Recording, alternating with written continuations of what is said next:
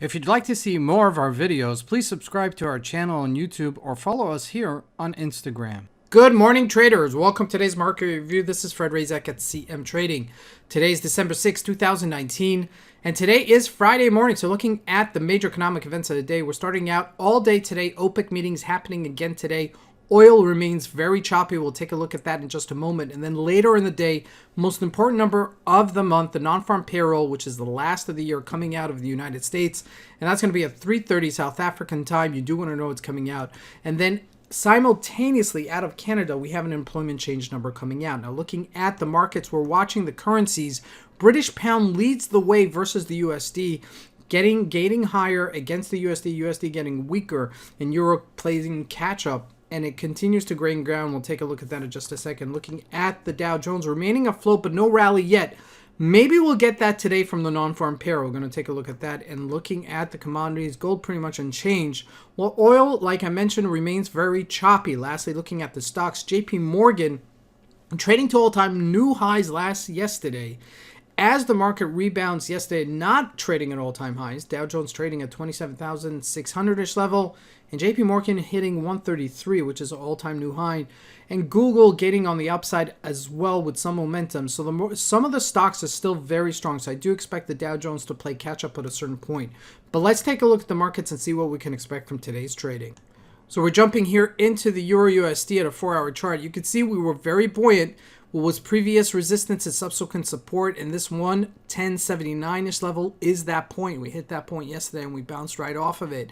Now we are at our subsequent resistance, okay? So we haven't broken that threshold, and the thing that I'd like to look to give us some direction is not the euro but the GBP. This is the one that's leading the way. We're looking at a daily chart. Let's look at a 4-hour chart just to give us a perspective here. We used that previous resistance also as a subsequent support. Really didn't retrace that much. Look at that compared to how the euro retraced, and much more buoyant, trading at 131.52. Now this has broken historic resistance levels, and with that said, that means that we can continue further. Okay, going up to this 132-ish level. Okay, we are hitting a minor support at this resistance, at this 131.81-ish level. As you can see here, this was previous resistance. So this may be a resistance level right here, and we may retrace, for a little bit of a pullback as this finds new ground to trade within. Okay, it could be the case. I'm not saying that it is, but this has definitely been the most exciting week for currencies for over the last 3 months, because it's really been very flat over the last couple of months.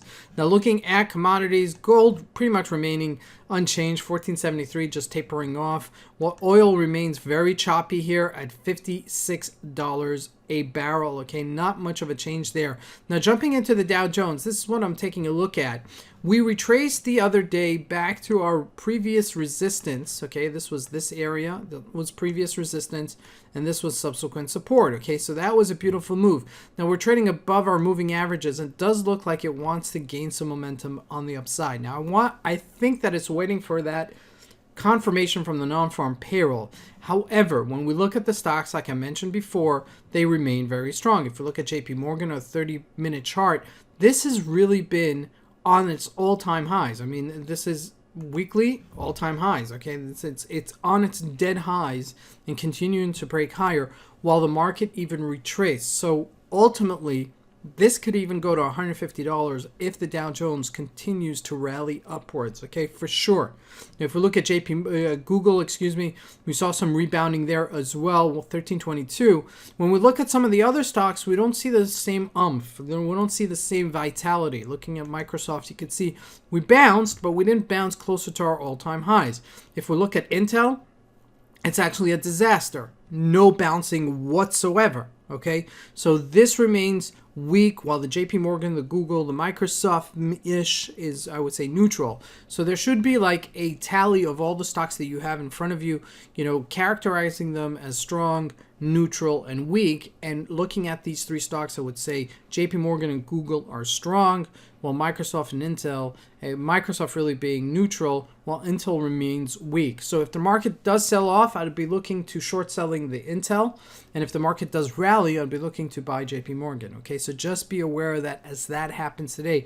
And as the case with NFP, Mostly the stocks are affected by the NFP, not the general market. Okay, the Dow Jones does trade as well, the Euro USD somewhat, but you want to trade the asset that is closely related to the NFP, which is the Dow and some of the stocks. Okay, so be aware of that as that comes out later today.